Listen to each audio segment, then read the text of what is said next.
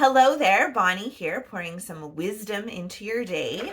These are the last two questions in my series based on the book Same as Ever by Morgan Housel. So if you have followed along on the whole journey of, I think it's 20 questions, these are at the end of the book. So we read this book in book club, I want to say 2 books ago because we read books quite quickly.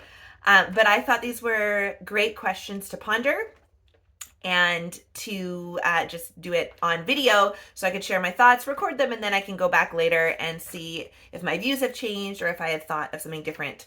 I used to keep a lot of journals, and so I have all of these journals, and I found one from high school, and I used a pink pen because that was cool.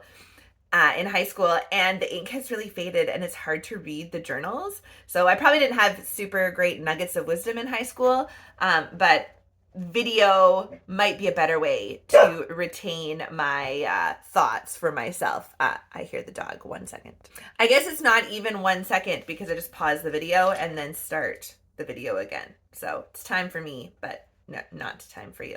Okay, so what are the two questions that are left? Well, one that I'm going to answer in this video is, what events nearly happened that would have fundamentally changed the world that I know? So I'm going to answer this one. Oh, why did you come in? Now she's wanting to get out. I'm going to answer this question generally as opposed to specifically, because it's not just my story to share. It's not my story to share with everyone, so I don't want to get into specifics. But two things came to mind for me and my own family. And so my family, the dynamic that we have is very specific and very much because of who I am, who my brother is, and who my parents are, obviously. And something that would have changed that would be a pregnancy loss that didn't happen, or a pregnancy that did happen. So something that would have changed, I guess those are the same things. The dog is trying to come back in. Ophelia, come on then. Stay. Sorry, I didn't bother pausing that one. So any kind of shift in the family dynamic. So if my brother was not born, or if there was an additional member of the family, or both of those things, depending on how, pregnancies happen. And then even just pregnancy in general, right? You have 24 hours for the cycle to happen, and like anything can happen, and any different shift can change the progression of which, when the egg gets fertilized, all of these kinds of things. So if you look into pregnancy in general and like all the things that have to happen for pregnancy to happen, it ends up being like in the trillion percentile that you being you would happen again. So for me, why would that fundamentally change my world? My brother has autism, and he is a very unique individual, and growing up with him really helped me develop my beliefs and my values, and how I interact with other people, how I communicate with other people, what I believe about other people. And one thing that's really interesting that I've been reflecting on in the past couple of years is, at my core, personally, I want to live in a meritocracy. I want your effort and your abilities to count. I want that to be what we are building society on. That's sort of my, in my fundamental core. And then when I think about it, Ophelia, my goodness, either in or out, decide. The cat is teasing her on the other side of the door. Carrying on. If you've stuck with me this far, congratulations. Sorry for the chaos.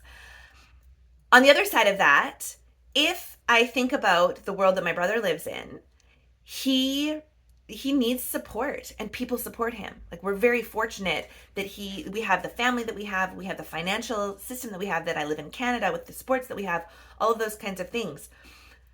But if he lived in a world that was purely, exclusively based on meritocracy, he wouldn't survive, let alone thrive. And so because of that, it shifts how I think about the world that I want to live in and why a social safety net is so important to me, and my sense of ownership and responsibility and what is my role in society, and that, who should pay taxes and all of these kinds of things. And so if anything in my family dynamic had changed, that would fundamentally like change the world that I grew up in and live in, and shaped who I am. And so that was kind of what I was thinking about. Same thing, any kind of near miss accidents that happen. So a car crash where someone survived and then turns out like if they hadn't survived, or vice versa. Anything like that, I think would fundamentally, especially if it happens in your younger years, I think that would fundamentally shift how you view the world. I've seen it happen. I have a friend who lost her best friend when she was 15, 16. And that shifted her personality a little bit, because it's a hard trauma to go through, and there's a sense of loss and a sense of unfairness, and you become an adult quicker. There's all kinds of things like that. So I think those types of things would fundamentally shift the world for the individual person. And then of course, there's also like big global events. So the outcome, people talk about the outcome of World War II, for example. If different things in World War II hadn't happened and the results of the war were different, it would like be a radically different world that we're all living in.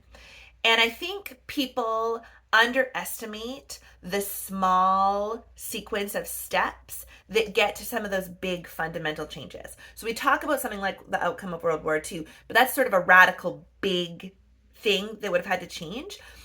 But there's little steps in there that if they hadn't happened or had happened would result in a big shift, a big shift in the outcome of the event. And I saw a video just this past week illustrating that point really beautifully. And so I'll recreate it for you with my words, and you can imagine it. And it's like you've watched the video. But there was a gentleman, and he was setting up a series of dominoes, each one getting progressively bigger and heavier. So dominoes regularly are all the same size. This one, they grew. And the last one, he said, was 100 pounds. No, it could have been 100 pounds. No, it was 100 pounds. So he set up the last one. It's 100 pounds. And the first one was tiny. It was millimeters thick, and he had 10 of them. And so he pushed it over, and as dominoes do, whoosh, they all fell down. And so the point of the video was illustrating that like small things, small steps, small ideas, just small events can really have a dramatic ripple effect. And so I thought it was a beautiful analogy that fits in to this sort of topic. I found this one quite challenging.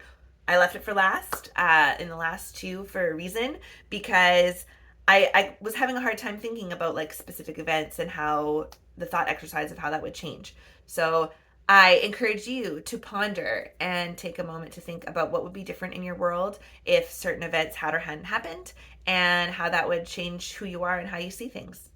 Take care and have a magical day.